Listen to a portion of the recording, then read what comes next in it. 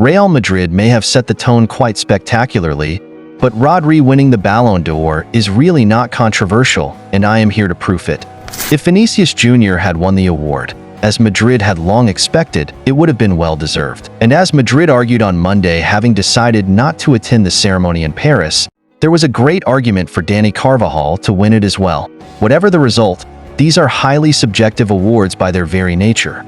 Journalists from the top 100 FIFA-ranked nations get to cast their vote, and one of the great Ballon d'Or traditions is uncovering the more left-field voting patterns.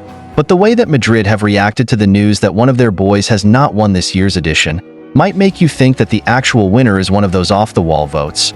To say that Madrid have thrown their toys out of the pram would be an understatement. Some rumors emerged on Sunday that Rodri might have edged it, but the front cover of Monday's Marca still hailed as the day that Vinicius would win the Ballon d'Or.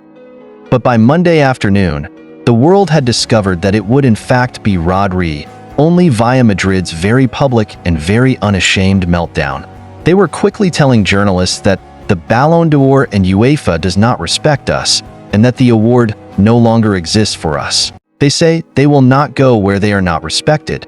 So the expedition of 50 staff and players, including President Florentino Perez, was cancelled on the day of the gala. Part of the reason they are so annoyed is that they believe that the award criteria dictate that Vinicius should be the winner, and if not, then it should be Carvajal. The criteria, for anybody wondering, is this: individual performance in the previous season, team success during the previous season, and player behavior and fair play during the season. And that, finally, brings us back to Rodri. Only the most one-eyed fan would read that criteria and believe it only applied to one club. There is a lot to admire about how Madrid regard their place in world football. Let's be honest, they are the biggest club on the planet, and when they call themselves the kings of Europe, nobody can argue. But they do not own the sport, nor do they have a divine right to its most prestigious awards.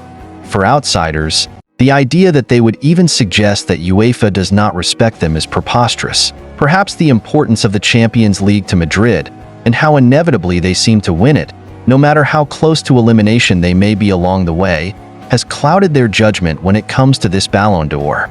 The Champions League has always been a big factor in who wins individual awards, but international tournaments have always had a similar weighting, and, as much as anything, while Vinicius has been important to Madrid's successes, it is exactly the same for Rodri. He is actually integral to both City and Spain, whereas Vinicius has struggled at times for Brazil.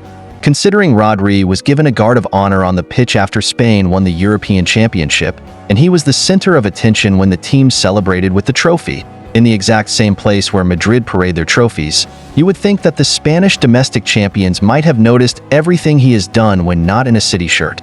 Rodri won Player of the Tournament at the Euros as well as the Golden Ball at the Club World Cup, ironically a trophy that means more in Spain than it does in England. The general rule was that when he played, City won, and when he did not, they lost. Playing 50 games in all competitions for City, Rodri had 22 goal involvements, 9 goals, 13 assists, having never previously registered more than 7 goals or over 7 assists in a single campaign. Passing is the ultimate trait of a midfielder, and Rodri dominated in that aspect as well, averaging 111.2 passes per 90 minutes with an accuracy of 92.3%, which accounted for more passes per 90 than any other player from Europe's top 5 leagues in all competitions. Hence, a deep look at Rodri's credentials might just be able to make things a bit clear as to why the journalists from 100 top-ranked FIFA nations voted him in ahead of Vinicius, even though choosing a winner in a voting method is never free of bias.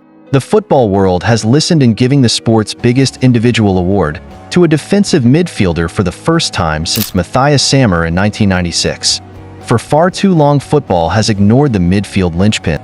Rodri also allows Haaland to roam the box in search of goals, while his selfless work also provided a platform for Nico Williams and Lamine Yamal to fly for Spain and fire La Roja to their first major trophy in 12 years. When talking about Ballon d'Or candidates, there are never really going to be undeserving winners, and that means there will always be some very unlucky runners-up. But the issue with Madrid's response to all this is that by letting their feelings be known globally, they have written off another very deserving candidate in a very public way. As for Vinicius, while his contributions for Real Madrid in the Champions League and Spanish La Liga, he wasn't as influential for Brazil. Controversies and chatter around his character and conduct didn't do his image a favor. So, it was Rodri who emerged triumphant